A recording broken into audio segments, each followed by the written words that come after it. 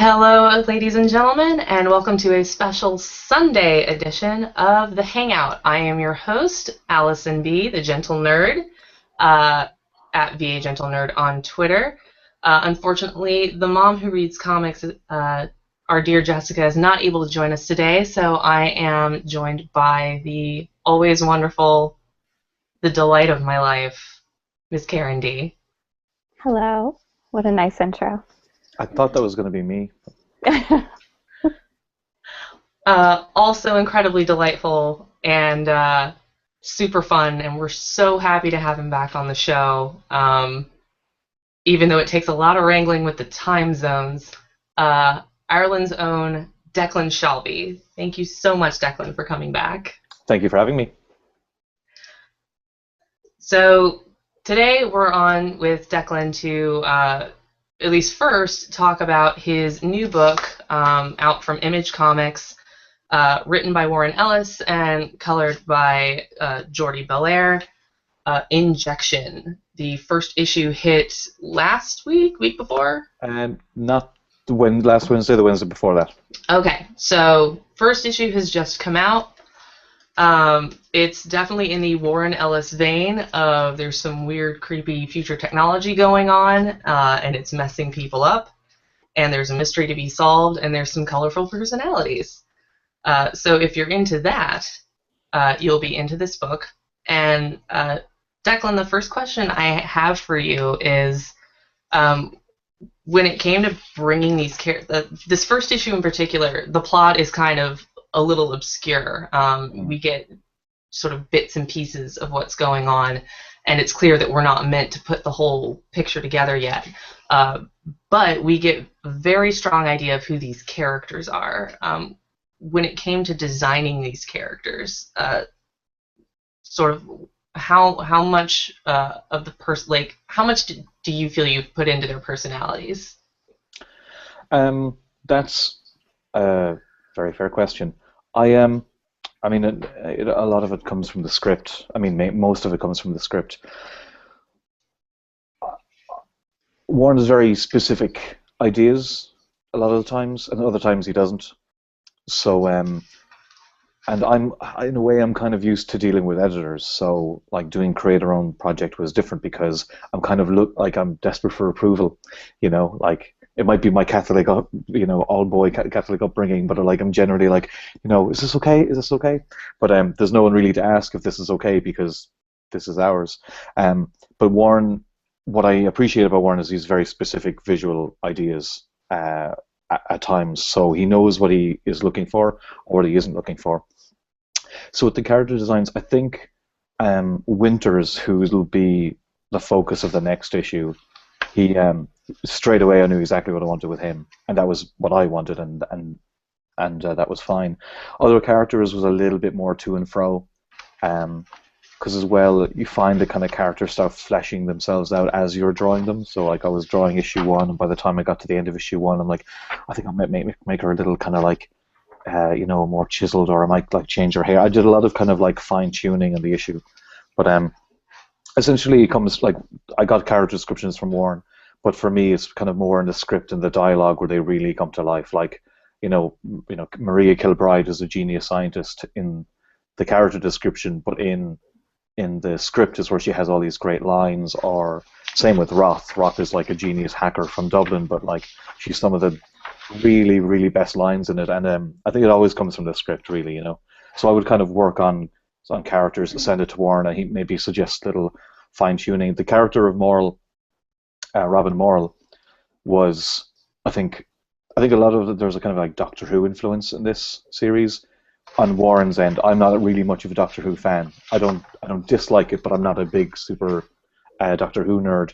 So the very first design of Robin Morrill is me trying to draw a sexy Tom Baker, which did not work at all. Just a young Tom Baker, but with all the kind of ridiculous outfits, and it was totally tone deaf to what we were going for. So thankfully, I came up with something a bit better. But that was it. Warren would say I'm thinking more this, and I like having someone to point me where where they'd like, and then I'll find something within which I enjoy really. I don't know if I answered your question there. actually, you kind of raised another one for me. It's I guess if Warren is very heavy on scripting, which I believe, because he is a great writer. Sort of like where do you feel then that you really get to cut loose on a story like this? Like what drew you to this story in particular? Well, nothing really drew me to it because there's been plenty of people have sent me plenty of scripts saying, "What do you think?" And I'm like, "Oh, this is really cool. I'm not sure if I could have time to do it." Blah blah blah. But this was different because Warren said, "Let me write something for you." So that was the first time that's really happened. I was like, "Oh, sure, Warren Ellis, if you want." So he actually asked me for a list of everything that I'm into, like books, TV, film, whatnot. So he called it a shopping list. So I just wrote him a big long list. A lot of it was episodic TV, like Breaking Bad and Deadwood and 6 Feet Under, things like that. It was something I really liked, and I told him that I didn't want to do something like too short because everything I had done at Marvel was like 3-issue arcs or 4-issue arcs or 5-issue arcs. I wanted to do something a little bit more uh, epic in scope. Not like Lord of the Rings epic, but I mean just a longer story that was more complex, that one kind of told more story than just like was really short and punchy like Moon Knight was. So I think a lot of it came from there, in that I'm not really sure what Warren gives me every month, but every time, much like Moon Knight, each issue is a challenge. So I got the issue I'm working on right now. I had no idea I was going to be drawing this stuff, but kind of what's interesting is like doing the research, finding the reference, building the library, figuring out what's going to be the cool part to draw. And in a way, I think Warren's going to respond to what I draw in the issue, and that'll affect what kind of comes into it. So in a way, I think he's kind of he's deliberately pulling the wool over my eyes to see what comes next, so that he can kind of adjust to that. I met him recently. He came to Dublin. We did an event, and I told him I was a little frustrated because I like to know everything, so I can plan ahead. Like if a character has a ring on one finger, how it affects something down the line. But he was like, "That's okay. I don't care if you're frustrated because because it's." He said you're my first audience, and if I'm entertaining you, then you will be, each month you're going to find something new to kind of jump into, rather than knowing every single plot point, and then by the time you kind of get to it, it's tired, and you're not really as interested anymore. So part of me wants to just like quiz him about every single aspect of the story. I know the work will be better if I just kind of take it as it comes. I'm like I love story and I love telling stories, but I'm perfectly fine taking Warren's ideas and making myself look really, really smart in the meantime. So collaborating with Warren, is it liberating not having an editor? Because I know you said it's the whole, you are used to someone having to approve what you create, but is it liberating or scary, or how does it differ? It's a little bit of both. In fairness, on Moon Knight, we had editors on Moon Knight, but they pretty much left us to do what we were doing, really. Like no one really messes with Warren, so once Warren writes the scripts, like they're not going to say, "I don't think this is well written enough." So it's pretty safe to work on. And if Warren, like when there was talk of who was going to do the covers for Moon Knight, I was like, "I'd like to do the covers," and there was some like, "Well, we have to talk to sales, blah blah blah," and Warren was just like, "Declan's doing covers." That was pretty sweet. So there wasn't really much problem editorial-wise like that. But at the same, like, I talked to one of the editors on the books, and she said it was really flattering actually. She said we didn't really have to do anything on that, just like not get in the way, and it worked. So if I was going to start doing a creator-owned project like myself without Warren, I would definitely hire an editor, because my girlfriend Jordy works on a lot of creator-owned projects, and I can see how they can really fall like they can really go off the rails sometimes if they don't have somebody kind of keeping on top of everything. But we had a fairly good system with Moon Knight where like we were fine. Warren's scripts, there's no typos. There's no there's no one to tell us exactly what to do. In a way, I'd probably treat Warren as the first editor because I'll run everything by him first. If there's something in the script I want to tweak, I'll ask him first. And he's always said, I don't think he's ever said no, but I think it's just as common courtesy to just say, I'm just going to change something, a small little tweak here and there. But I think rather than the not having an editor, but just having full scope to do whatever you like, it is a little terrifying because sometimes you can hide behind a company. You're like, oh, it's not me, it's Marvel, whatever, blah blah blah blah blah. But this is there's no one to say if something falls flat in its face, it's my fault, and certainly after Moon Knight. Before Moon Knight, I was doing okay, but Moon Knight ended up being very popular, and then I kind of felt a lot of eyeballs on me that I hadn't felt before. So that was also pretty scary because it's also very liberating if you don't think anyone gives a shit. But all of a sudden people were watching. I think the first issue took me a long time because I was struggling a little. I was very insecure. The first script of Injection isn't the most visual, whereas Moon Knight was an extremely visual, basically a portfolio for me every month to do something crazy. The following issues are more like that, but the first one is because the first one's building so much.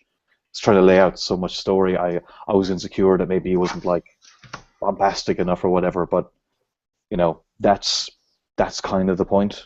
I didn't want to do something that was necessarily Moon Knight 2. I wanted to do something that was more complex and more I wanted to do my own Preacher or Why the Last Man or something like that, because I had the opportunity. Warren Ellis asked, so I'm I'm going to stretch this out as long as I can. But yeah, with it is scary. But then again, even with the covers and we can just do whatever. Even because we did the cover you had there, Alison, that was a drawing I spent a long time on, and then Jordy had this color treatment which made it harder to see. And no company would ever be like, yeah, that's a great idea.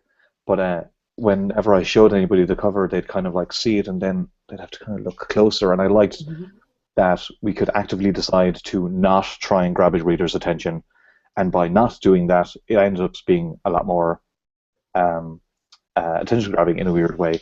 But that's an experiment you could never do for DC. I did some DC covers, and characters are doing something, and then there's a caption underneath telling you what the characters are doing, even though I drew it. And that stuff's really frustrating. Whereas with Image, it's very, very liberating, really liberating. But yeah, I wish I could tell you it's one or the other, but it's a little mix of both, which can kind of paralyze you sometimes. But yeah, you just have to kind of push through it, really,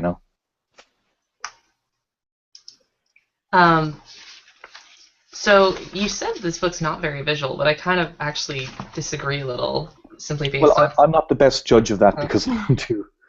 I mean, some of these panels, the environments that the characters exist in, and massive do nod to Jordy for her color work on this one. Yeah. Jordy Belair I quite like that scene because I think what it is it's a little more immersive in the way that the establishing scenes. There's a lot of establishing scenes, especially as we start. And it feels like the environments themselves are very specific. There's a lot of intent behind them. Yeah, I would say that is fair. I think. Especially this is essentially a 3-year story, so I think I want when you're reading the story, I want you to feel that you're in the world, basically, and those kind of establishing shots. I feel that they take a surprisingly long amount of time, but I feel if you can really put a reader in the story, that's when you can kind of mess around with things later. Good example I like is in the Sleep issue of Moon Knight. There's with the storytelling, it's really, really restrained in Moon Knight, the whole across the board. And if I had characters standing in panel 1 and their feet ending up in panel 3, and crap like that, that when the dreamscape scene happens and he actually does fall out of panels into this crazy world, I feel like that effect would be lost if you're just kind of using it liberally. So I think with those expansive scenes, they're good to kind of punctuate and put you in a place, and then you just kind of follow the story afterwards. It's when I say it's not as visual, that was my concern. I'm not a fair judge of that because I'm far too close to the work. I cannot say if it's better or worse, or if it's. I mean, a lot of people told me that Injection issue 1 is better than Moon Knight. I have no idea. I can't tell because I'm just way too close to it. But I'm glad that you thought it was. I think ultimately that's why, because I was paranoid, because the drawing bit is me. Like, everyone knows a Warren Ellis story is going to be good. Like, worst case scenario, it's good. So again, I think it's just the insecurities of not being with like a mainstream publisher like Marvel or whatnot, and just kind of going on my own name. It just all the things you'd be worried about start creeping in, like like what if people hate it, or people hate the art, and it's the stuff that you have to kind of silence in order to get work done, but it does creep in here and there. You can definitely hold your own. Thanks. I actually had, this might seem like a random question, but there's a page, and I was looking at these 2 pages side by side. What is more time consuming and difficult for you? Drawing established environments that exist in the real world, like, parts of Dublin that you can actually visit and look like this, or the stuff that you get to sort of invent, the real more stuff. fantastical? The real stuff takes way longer. The more fantastical stuff might take a little bit longer to come up with, but then the drawing of it's just like fun. I remember, and then because then the following page I was thinking, oh cool, the last couple of pages are set in Dublin, no problem. But because they're actual environments that I know really, really well, and I wanted to, and it might sound a bit stupid, but like, I liked having Irish scenes in the book, and I wanted to make sure they were represented well and weren't like diddly eye or anything. They ended up taking way, way longer. Like, I did not expect that like trying to make things accurate was so much time intensive, and I was really annoyed at myself because I wanted to have the book done on, say, like a Friday, and I was there on Sunday doing the washes on Trinity College. I'm like, what the hell is taking me so long? But no, yeah, they're way more time consuming.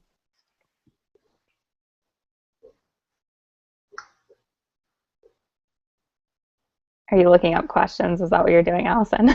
Sorry, no, I'm having a weird lag. So, Oh, yeah. All right, there we go. Checking to see if we had stuff. I think we're a little early for our normal audience. This is and it's a holiday weekend. I'm certain there are some people who are sure they're all in bed. not out of bed yet. There's a very West Coast. There's a very large contingent of hungover people in Dublin today, anyway. really? Oh well, yeah. Yeah, y'all had a very big day. Yeah, we went out, and I was thinking, oh, we'll hit all the. If Karen doesn't know, the Ireland voted for same-sex marriages to be basically equal. It's in the law now that same-sex, which is amazing. Like it's brilliant. So we went out last night, saw Mad Max, and we're like, oh shit, it's going to be crazy party town. And then we were like, crap, it's crazy party town. It's way too busy. So we found like a quiet pub. So we avoided all the gay bars only because they were so busy. Like, let's go somewhere quiet. But yeah, no, it was a great night in Dublin. Which makes us all the more appreciative. Oh, good. All the people who are basically campaigning for a yes vote. I think the hashtag is hungover for equality now, because like, everyone's just completely wasted. Sounds like a great night. That is a great cause to be wasted for. Agreed. Karen, do you want to kick us off to the next phase of sort of, I think we're gonna move from Injection over to some more, I guess, broader topics that are close to your heart. Karen, do you want to kick us off with some artist, writer, credit questions? Of course. So we've seen on your Twitter that you've been discussing, writers maybe getting more credit than the artists in a lot of books. And I was actually, the first thing I thought about was, I feel like with image books, people kind of give more credit for all of the creators on the book just because there isn't that editorial input. But, between Marvel and between Image, kind of how do you feel on that standpoint? Well, first, thank you very much for even asking the question, because I'm known about it, my own little space on Twitter, but I don't. The only people who seem to respond are artists who kind of feel the same way, and it's a little frustrating. If it seems like nobody really cares. So regarding your question, I think there's a lot of reasons why it happens. It's like over a series. It didn't just happen straight away. It's been slowly happening more and more, with the rise of like the status of the writer. I mean, Mm-hmm. and rightly so. I would like, as a complete disclaimer, and I never want anyone to think otherwise. I think like the writing in comics is exceptional these days. It is so much better than what it used to be. So I'm not downing. I'm not putting down writers, or I'm not saying they don't deserve the credit that they get. They absolutely do. My issue is with the everything's kind of focused on the writer. There's many times where the artist is just kind of airbrushed out of it. You hear. I would agree with you with the Image thing. I would say part of it is that if you're writing, say, let's just say Daredevil, and it's Mark Waid and it's Paolo Rivera and it's a few artists, a lot of people end up saying Mark Waid's Daredevil. Like when I was on Thunderbolts and it was me and another artist and it was Jeff Parker's Thunderbolts, because the one thing that is consistent is the writer. So there's a reason why people would kind of like, they're not going to have a laundry list of all the artists that work on the book because there's so many. Part of it is because of the monthly grind, and artists can't work to the same pace as, a writer can write a book in a week. It takes an artist 6 weeks. So I'm not, there's lots and lots of reasons for it. I would say it happens less at Image for that reason, in that nobody else draws Deadly Class but Wes Craig. Yeah. And nobody else draws Wicked and Divine except Jamie McKelvey. The mainstream publishers are shoving work out there. Like there's a lot of double shipping happening at Marvel. There's at DC. They're kind of, the more you swap artists around, I feel it's harder for people to actually find where an artist is, where their home is as such. And with Image, I mean, they'll have month-long breaks between each volume of the trades, which makes it so the artist can keep up, and so they don't have to. Which personally, I prefer. Yeah. I mean, I know about you, but it bugs me that Pia Guerra didn't get to draw all the issues of Y the Last Man, or one thing that always puts me off reading Sandman is because there's so many different artists. I like purity in the stories I read. And it would be, you wouldn't necessarily want to watch like a Scorsese movie, but then some other person takes over for a half hour, I know that sounds very pretentious and whatnot, but it's if you're trying to tell stories, I personally, as a reader, like it to be one piece. And it is really, really crazy to think like that the one place you can go to for complete kind of authorship is, well, not authorship, but consistency in telling a story is Image, which used to just have a reputation for like bad artwork or late books all the time and whatnot. Pockets, lots of pouches. Yeah, well, that's true. Well, I mean, let's just say after the explosion, and then like say Image maybe 10 years ago rather than 20 years ago, they weren't selling, or they were always late or whatnot. Whereas like, all the books at Marvel and DC, there's double shipping, or you don't know when they're coming out, or people are moved, or there's reboots. And I think maybe a lot of people are reading the Image stuff is because at least month to month you're just going to read that story, and it's not going to affect if one character is their mother dies, or they die and they come back as a weird metal monster or something. That's not going to affect the story that you're reading. Your Stephen King book is not going to be affected by your Alex Garland book. No, he's not an author. He's a screenwriter. Dean Koontz. I know I'm thinking of Dean Koontz, but these things are separate in their worlds, and you can enjoy them perfectly. And if you want your shared universe, that's fine. But I think that, like, even at Marvel, like, the stuff I'm reading isn't really the big shared universe stuff. It's like, Howard the Duck and Ms. Marvel and all this stuff that's their own little pocket universe, which is why Moon Knight was so great, because it was our own little thing. So I think that maybe the reason why you wouldn't make that probably doesn't happen as much at Image is because you don't, you might think when you think Mark Waid, you think of all the different books he works on, but I mean, I guess let me see, what do I have here? Like Sex Criminals. You can't imagine anybody else but Chip drawing that. Like, Southern Bastards. Like those books their identity is tied to the artist. I think that's the reason why that doesn't happen as much. But I do still think it happens, mainly because I feel that writers are kind of seen as the actual idea people. Therefore, if stuff happens media-wise, it's their thing. Like, so I know it was changed afterwards, but I think it's a good illustration of how it happens in media. Is I know Matt and Kelly Sue, they had this Variety article, and it went up, and it was all about, say, their other various films, and pretty much I think there was only one or two artists were credited for. It mentioned all the books, but it didn't mention the artists.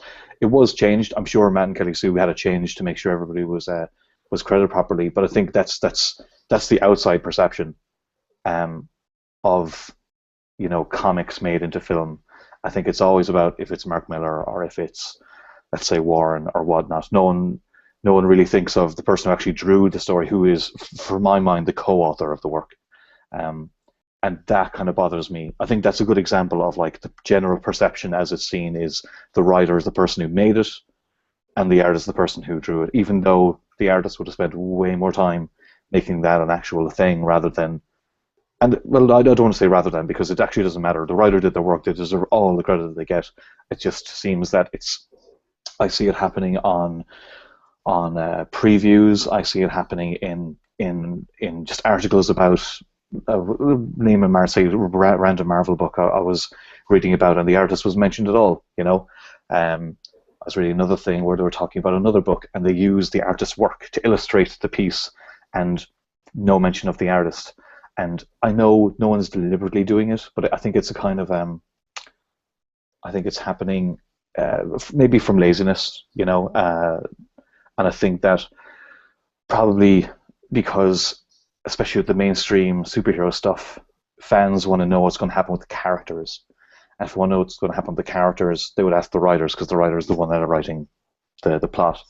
If somebody said to me, like, oh, what's going to happen next to Moon Knight, I'm like, well, like, because I get the scripts, and it's the making of the story rather than the plot points of the story that actually are more interesting to me. But I think that's another reason why it goes that way. I'm probably going round and round in circles now, because I didn't write this out or anything, but I think there's a lot of complex issues why it happens. But I, for one, am really kind of sick of it, and it's not even me. It's not like this happened to me, and I'm like, I'm not taking this shit anymore. I see it happening to other people who deserve the same credit for the work that they do, and it just really, really annoys me. I mean, it annoyed me when Jory didn't get credit on the books that she does, and like she got such great kind of recognition for all that, and to see the artist not getting that, I just think, and another reason is because like this is the only thing that we do, and it's like, so if I'm doing Injection, in fairness to Warren can write maybe another 3-4 books, no problem. This is the only thing that I do, and if all the work that I do is assigned to one person that is not me, I don't think that really is healthy for artists. You know what I mean? Like, not getting credit for your work is kind of a bummer. Especially when it's the only thing you can do. Like,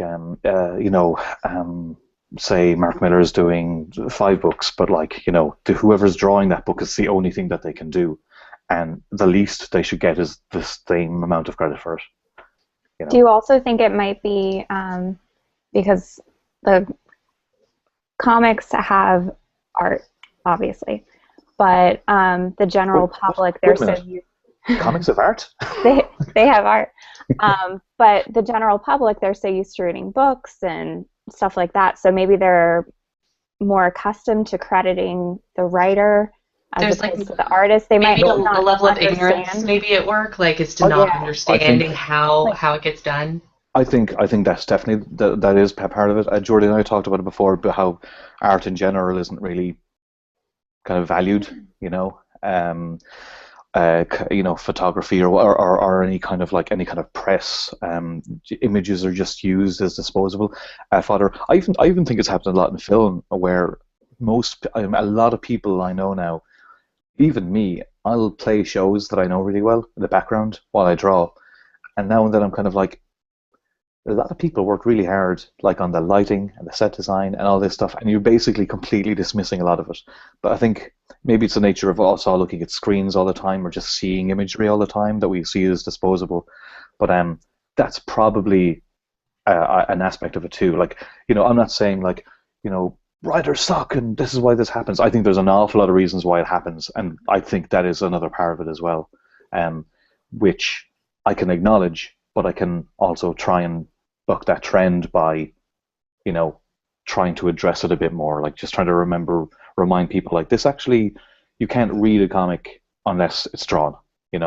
There's a million great ideas that are just in script form that are never made. They're not a comic unless somebody draws them. I'm not I don't have the answer. All I can do is just try and make it a conversation that happens, rather than the opposite, which has been happening, where people aren't really noticing it, and it's just kind of getting worse and worse and worse.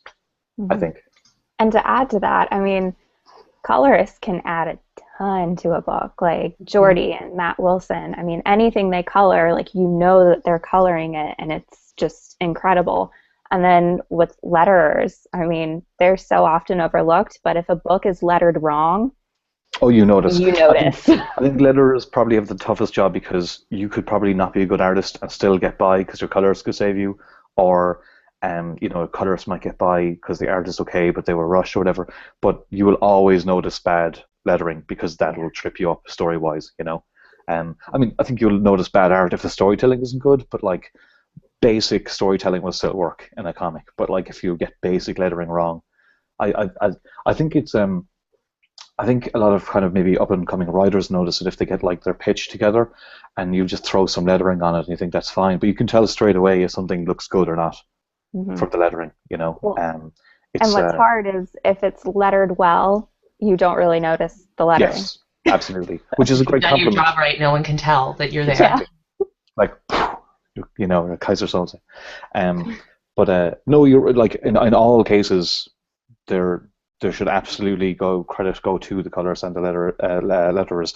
And I mean, I've always gone on about that, especially because my girlfriend was a colorist, and I would see if she was shortchanged or wasn't getting like cover credit, stuff like that.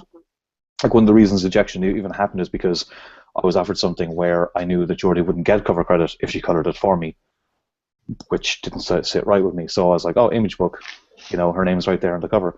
The Moon Knight trade came out, and Jordy's name was on every single issue of Moon Knight, but wasn't on the trade. That annoyed me. So that I don't need to worry about that on our book. That won't be a problem. But if even the artists can't get equal credit for the work they're doing, right, well, then colorists and letterers are fucked too. Like, it'll get even less. Yeah.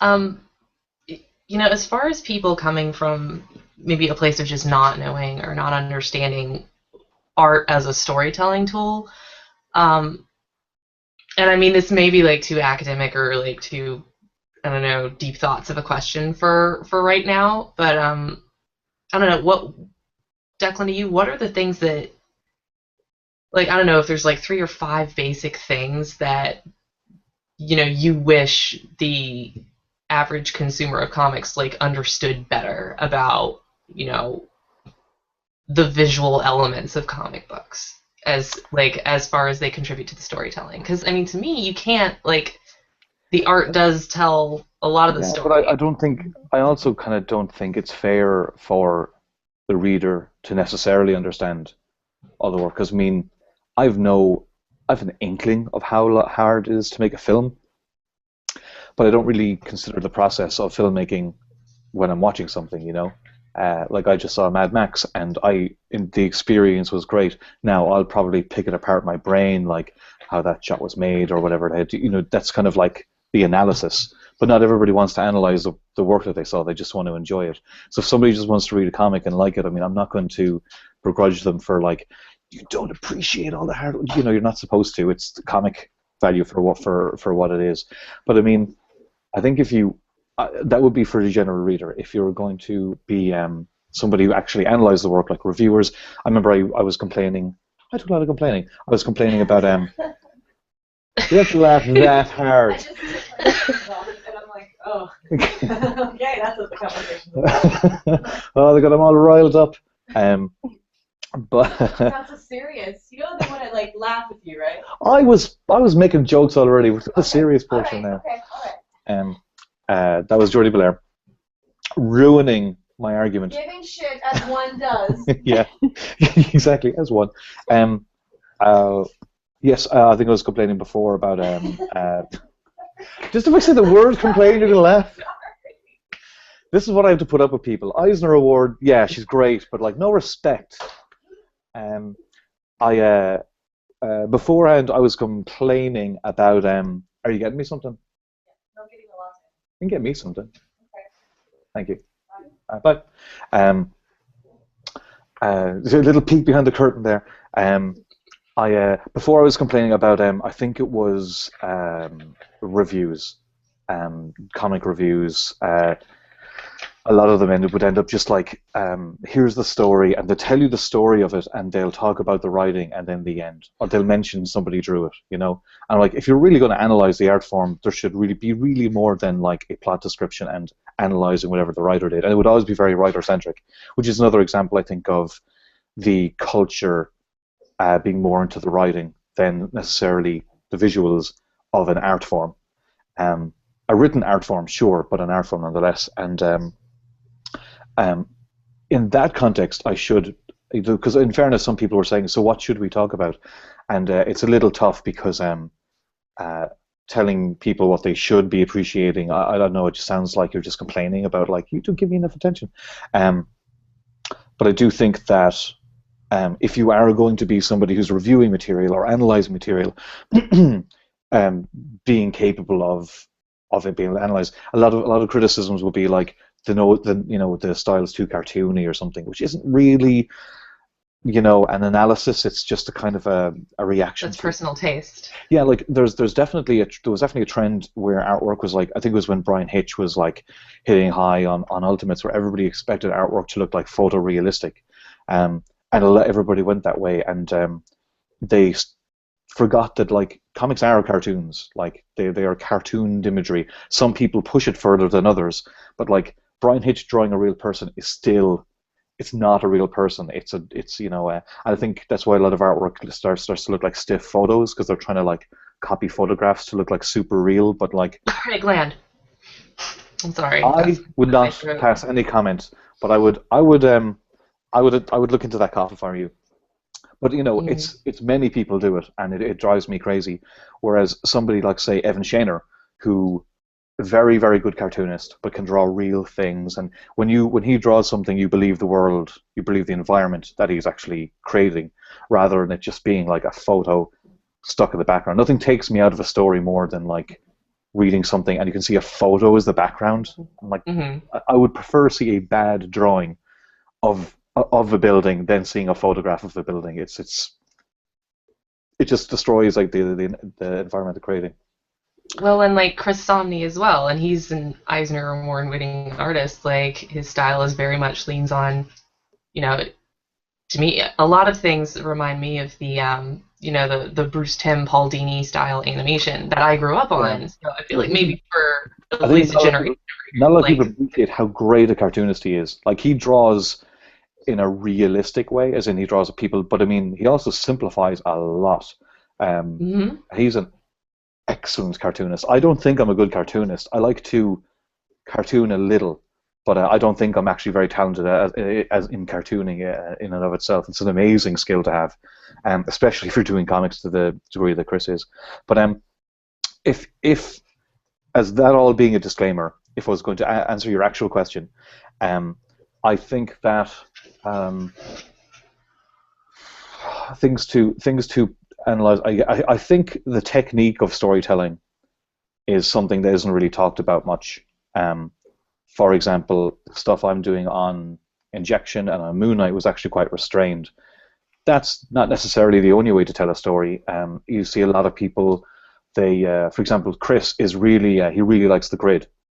He likes using grid a lot in comics, like 3T or two panels and whatnot. There's some people who clearly just like splash pages. There's people who like 3-panel pages, 5-panel pages. And the thing with Warren is we've discussed what I would like to do, and we're trying that out. Like I would have other pages I did like on Venom or Thunderbolts, where there might be more panels. But I mean, I never really see much discussion on like pacing, or panel structure. I think is something that's kind of not really looked at that much. I feel the only way to really answer the question is if I started analyzing other people's work. But for me to be analyzing other people's work is very... I don't know if you ever saw Dave Johnson had that that blog where he criticized other people's covers. It was there a couple of years ago. I loved it. I thought it was brilliant. Just because it was interesting to see somebody who's really good at covers actually analyze other covers and see why they worked and didn't work. And it was, to me, it was a learning experience, but a lot of people got really upset about it because it's not really acceptable for people to be criticizing other people's work in the public domain, you know. Mm-hmm. To answer your question, I probably have to really, really sit down and think about it. I'm kind of a little too busy trying to draw comics at the moment, you know. Mm-hmm. Maybe I should put my money where my mouth is and lead by example, but I'd like to think I can make the comics and maybe somebody else can figure out. I don't think you need an art degree to be able to do it. There's plenty of like editors who don't know art that well and they do okay, you know.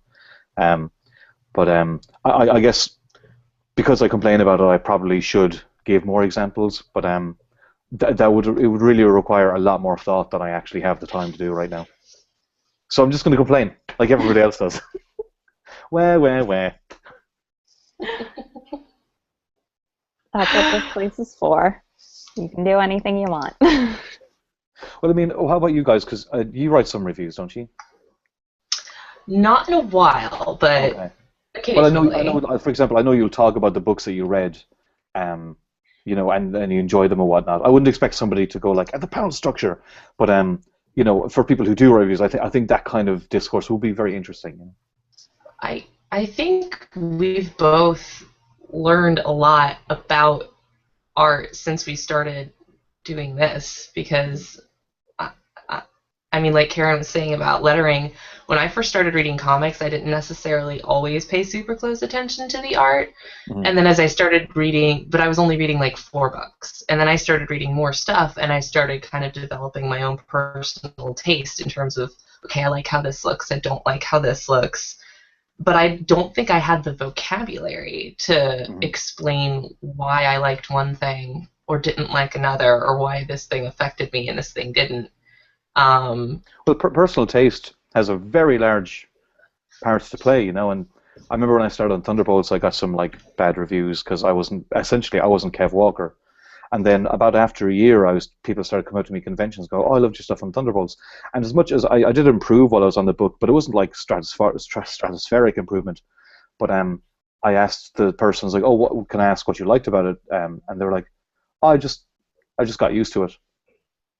It's like, oh, okay. I think a large part of that is, I think that's why a lot of styles become in vogue, is because some things become popular and they get used to it. Like for all the stuff that's coming out of Marvel right now, all the different styles, you know, they're not revolutionary. They've been around, but they weren't in vogue because maybe editors didn't give them a chance, or certain styles. So, you know, the excuse they have for like there not being that many female-led books because they didn't sell or whatnot. The same excuse to be used for certain styles until one person would just, you know, get a lot of attention for doing something different, even though maybe not be wildly original, but it caught the zeitgeist, or the fandom responded, and now, you know, you've books like, you know, Chris or Ramon Perez or me or you know, all these guys who wouldn't say draw in the Jim Lee style, which was pretty much the way you drew comics. Like that's how you drew comics for a long time.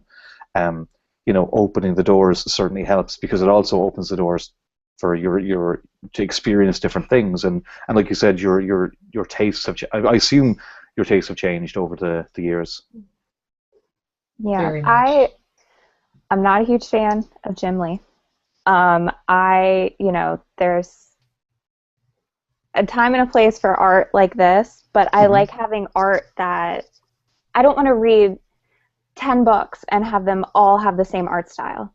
Yeah, sure, of course. It's like you wouldn't want to read 10 books that have the same writing style or the same genre even. Absolutely. So the fact that like Aaron Cooter is on Action Comics, I love that because his art style is different. Yeah, you would never really think that style would be on a Superman book, but I think it's great. And it's incredible, yeah. So just variety is nice. You know, look, I agree. And look, Jim Lee, I massive Jim Lee fan when I was a kid. Absolutely loved it. And, that would kind of bug me is because people, like, that poster doesn't look real. It does not look like a real person. But a lot of people seem to think that's like a realistic drawing. It's very cartooned. Very, very cartooned. Just in a very specific way. Like muscles aren't that way.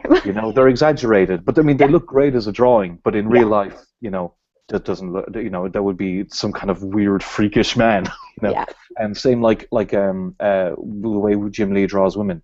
A real woman would not look like that. Her torso would fall off. Her spine would snap and the torso would fall off. But as a drawing, aesthetically, it works. That kicked off. He was super successful, super phenomenal. And then you have all these kind of like not really Jim Lees who are not really as good. Kind of copying that, and that's why things became ubiquitous that way. What I like about, and I would credit Marvel for kind of really doing it. I think maybe because Joe Quesada was an artist and he was kind of more involved, when he kind of came up with Marvel. But Alex Maleev on Daredevil back then, and I think things started to kind of like move in a direction where different artists were kind of brought in. Like I couldn't mention like loads, just various different Marvel artists. I think they're all significantly different to each other.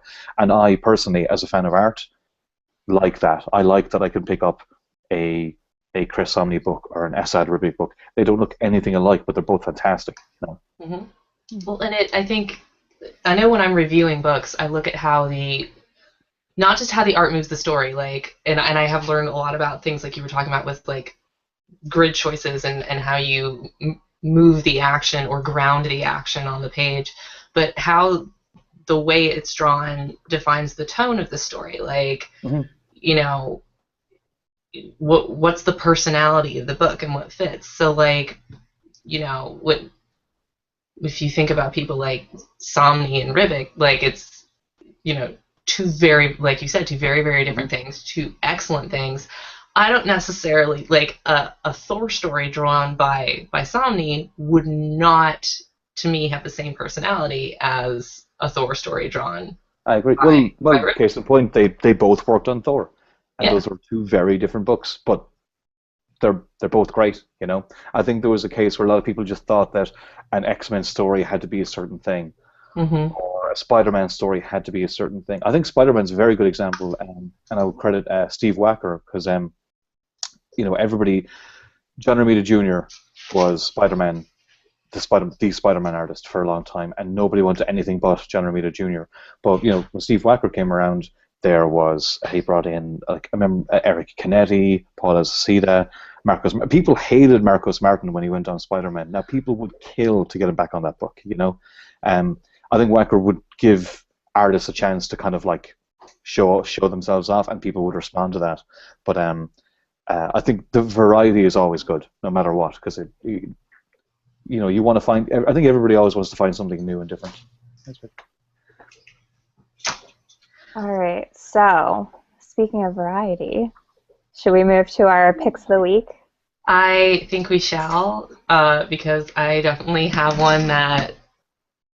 Well, I'm hoping that Declan's read it, and if he hasn't, he's gonna want to. But yes, and it's probably the only comic that I read this week, so it's gonna be my pick. Okay, then I will leave it to you, and then we can just all freak out about it together. So I'll switch out these. My picks for this week.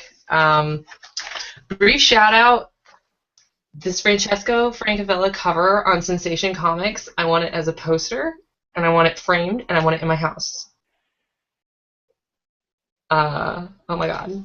Is it the print collection or? Yes, it's for issue 10. Oh, it's issue. Okay, gotcha. Yes, for the printed collection. Oh my God, want. As far as the issues that really messed me up this week and made me feel a lot of things, Kaptara, #2 by Chip Zdarsky and Keiko McLeod. I really wasn't sure how I was going to feel about this book, and it's really weird and delightful and a lot of fun. Keiko McLeod's art is so bizarre. And the backgrounds are so detailed. It reminds me, I have as much fun looking at his art as I do looking at Adrian Alphona's stuff on Ms. Marple, sort of that style of light penciling and a lot of just detail and crazy things happening in the backgrounds, and you look at it 3 times and you find new stuff each time. So check out Kaptara. It's only on issue 2, so you can catch up. And then Witches, #6, the conclusion of the art in Hollingsworth. It's made me feel a lot of things. Speaking of non-standard art, that's you really can't say that the art doesn't have an impact on a story when you look at a book like this. Agreed.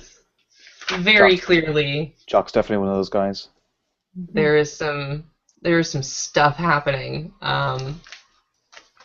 So yeah, this made me feel a lot of things on a personal level, and it's weird because I'm not even a parent, and yet it made me feel 30 and 12 at the same time.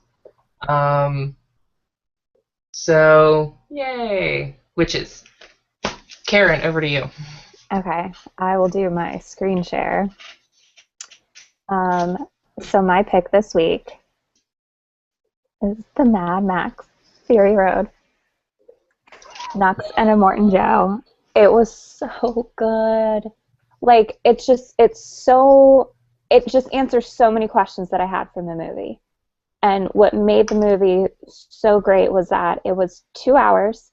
It was very condensed in the best way possible, but it did leave a lot of questions. So it answers some of the questions I have about books, because when they show the room that the wives are kept in, there's the piano and a lot of books, and I was sort of wondering, how readily available are books in this world? So it answers that question. And also,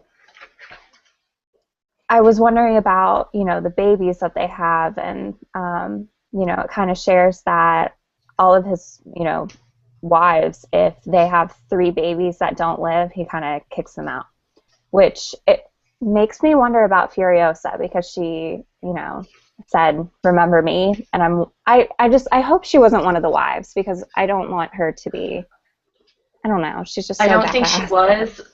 I don't think so I saw either.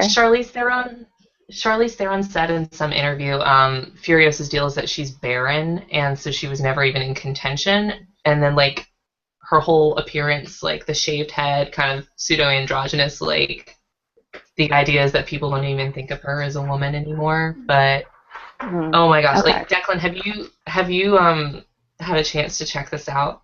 No, I haven't. Savage cover by Tommy Lee Edwards, but Tommy no. Lee Edwards cover. Well, I wasn't gonna get it until I just saw the movie last night, so I thought it was Savage. But I was curious what it was going to be. But going on your recommendation, I'll definitely check it out. Yeah, it's I think a series of 4 one-shots. It's a Vertigo book, Mad Max Fury Road, and it is George Miller, the director, did the story, and then Nika Lathoris and Mark Sexton did the script, and I believe those were the 2 other screenwriters. It's interesting. Did you see the in-universe, the and Mad it's Max told. thing? Sorry. Oh, she's on a lag. Did you see the Mad Max Fury Road inspired artists book? I want to get it so bad. Sure, it's really good. I got it for free because I did a piece in it. But it's great. It's really, really great. But when Vertigo got onto all of us to do a piece, we were sent this embedded video, secure video with George Miller talking all about the world, and we got to see lots of the set photos and things like that. But it was really, really hard to tell if it was good. You know, it looked like there was so much work on behind it and so much thought gone behind it. So it's interesting what you're saying about the story that happens here, because I'm sure that there's loads of backstory he has that is in film. So I'm sure like this is just like mining the material he actually has. But that's cool. That's great. I'll definitely check it out. Yeah, I think the first. Oh, sorry. For people who are obsessing over the movie, like I am, I just want to watch it again and again and again and again. And I like how excellent. A lot of the movie, it's almost like assumed that you know the backstory. Like they're not, you know, going into, oh, this is why she does this. This is why he does this. It's, you know, they. Well, even the concept of Mad Max, I saw the films years ago, but I actually can't even remember. It's been so long. But you don't need to know anything going in, you know. I'm glad it's not called Mad Max 3, because then I think people wouldn't go because they haven't seen 1 and 2. Exactly. I like you can genuinely just start watching the movie knowing nothing, which is great. Which was both of us. Yeah, I went to see it. I hadn't even seen the trailer. I just was kind of dragged along with my friends. It was like the $5 movie night, and I was like, oh yeah, sure, I'll watch this. So I didn't know what it was about. I didn't know anything at all going into it. Which is really great, like for once, because generally you know so much about a film before you even see it.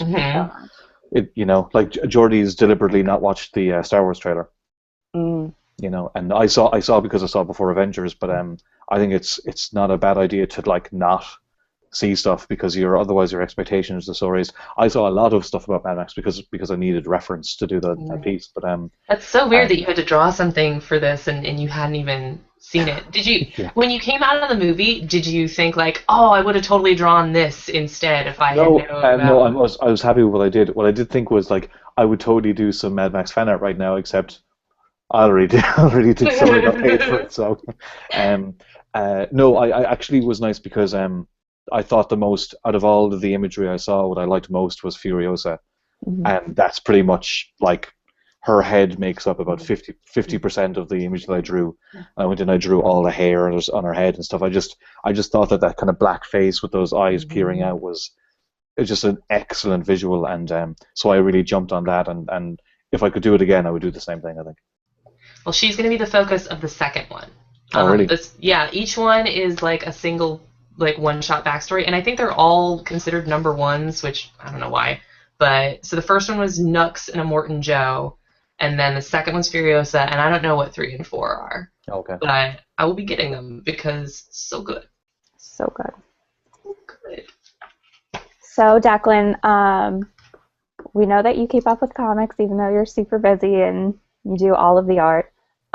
So what have you been enjoying lately? It doesn't have to be just from this past week. It could be. That's okay, because I haven't actually been to my local store yet. But I'm just looking at what came out this week. I see Trees is back. The second volume. I was reading that monthly and kind of fell off the rails a little bit, but then I caught up, and by the time I got to the last issue, I was like, holy excellent. So it's worth it? Because I dropped it after the first 3 issues. I was like, I feel like nothing's happening. I completely understand. I completely understand where you're coming from, but I was trade waiting on that too. Yeah, and it'll you don't need to worry. It definitely goes places. I just I'll buy something because it's Warren, because I know it'll be at the very least interesting, which is nice now that I'm doing a book with Warren and whatnot. But I really like Jason Howard's work. I think it's great. But by the time, when you get to the last issue, a shorter story wouldn't have been as impactful, I think, because you're a lot more immersed in it by the time things kind of, I don't say something happens, because I don't think necessarily like an explosion means story, but I really liked it. So yeah, I'm very curious to know where it happens. I see the Fade Out is out this week. I really love that. That book is yeah, I've been since they did. Actually been a fan of Ed and Sean for ages, but Criminal is like my favorite comics ever. So it's like the closest I can get to Criminal. Which is out this week.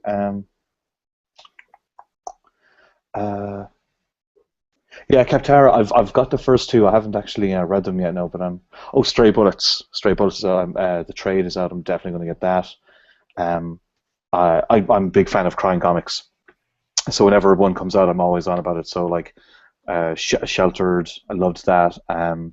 What's coming out now other than Stray Bullets? There's another. Oh, The Kitchen. I know, just personally, I just love. I think there's a lot of sci-fi comics coming out now. I really jump on any crime book that comes out because I just love the genre.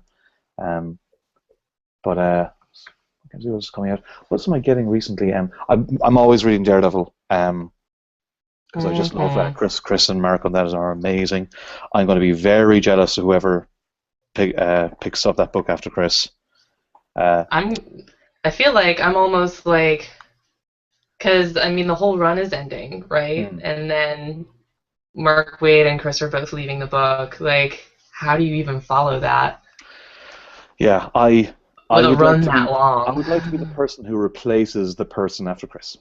That's how I think it's career suicide to follow Chris Omni on that book. But I picked up Harrow County last week. And that was really nice. Yeah, that was really good. And The Mantle as well. Ed Brisson and Brian Level. I pretty much read anything Ed writes. I'm a big fan of Ed's. I think what else have I got in the last while? Those are the last few books. I don't think I've gotten a trade in a while. Sorry, Saga, Black Science, which I haven't read, the most recent one, but that's great. Still reading Deadly Class. Howard the Duck, I'm loving. I've fallen off the tracks of Ms. Marvel. I'm not sure the last issue I got of that was. But I'll be honest, I'm pretty much reading nearly every Image series that kind of comes by my way because I do like, like I was saying, the purity of those stories. I've kind of all the Marvel stuff. I haven't paid any attention to the Convergence stuff other than the Shazam book that Doc Shaner drew because that was gorgeous. I love Evan and Jeff and Jordy as a team. I wish they would do more stuff. But the Secret Wars, I bought the first issue of Secret Wars. I haven't read it yet. But have you read it yet? I read it last night, and did you like it? I don't have a deep. I haven't been reading Avengers or New Avengers. I'm like you. I read a lot of those. I read those little kind of isolated character books, that are kind of over here and away from everything. So I read it, and I don't have a deep enough, I think, history on Marvel. Yeah, because the Hickman's Avengers stuff. What's happening? Hickman's Avengers stuff is a massive blind spot for me. I'm actually not really that into the Avengers that much, so I just haven't been reading it. So I don't know any of this kind of world building he's been doing. So I mean, I bought it mainly because Esad drew it, because I'm sure it looks amazing. It looks great. Yeah, I'm sure it does. I'm not sure if I'm going to be into the story or not. I read the first. I'm reading some of the tie-in stories. So I read the Deadpool's story, which was just hilarious because it's Cullen Bunn and Matteo Lolli doing Deadpool, so it's enjoyable. And I read A-Force #1. Yeah, is that good? The new one from. It was really it was really good. I was able to follow it mostly without Secret Wars. There was one bit at the end where I was like, huh? And I asked Twitter, and Twitter explained it to me in a sentence, which was nice. I would maybe encourage a more robust recap page on this book. But I mean, it was really fun to see characters that I love, like America Chavez, who I loved in the Gillen McKelvey Young Avengers run. Yeah. She plays a big part, so that was super cool. I really like that Marvel are kind of doing these really wacky miniseries. Originally I was kind of I don't know. I think I'm just gonna tap out. But I do kind of respect that nearly anything is game. In a world which is so stringent with continuity and you can't do this and that. I like that they seem to be doing some really batshit crazy stuff. So I think for me it'll be down to who's making them rather than what the concept is. It'll be creative. I chose mine. Sorry? Oh, I chose mine the exact same way. Okay, yeah. Which I don't know. I'm always like that anyway. But I do kind of like that they're just trying crazy stuff, whereas at DC they're just kind of, I'm not saying cashing in, but it seems like they're just kind of doing a sentimental couple of issues as an event before they relaunched all their stuff. But yeah, I'm trying to think, because I'm reading a lot of Marvel stuff, but I think I'm reading a little less Marvel and a little more Image, like month to month. I don't really read. I think Batman's the only DC book I'm really reading. Yeah. That's all I got. So picks for next week. It's a really, really light week. I think I have... October Faction #7 is coming out. I could not possibly love that book anymore. Issues 1 through 6 were the first arc, so they're starting a new arc. If that IDW sale is still going, you should maybe go on Comixology and buy October Faction. I'm pretty sure it's still going on. And the coupon code is IDW, and you add it after you add all the books to your cart. Let's see. It is a lightweight. Yeah, I'm getting literally like 3 or 4 books next week, and it's October Faction, all new Hawkeye. I'm enjoying so far what Jeff Lemire and Ramon Perez are doing. It's definitely different from what Fraction and Aja and Annie Wu were doing. But I like that. Like, that was one story, and this is a new one.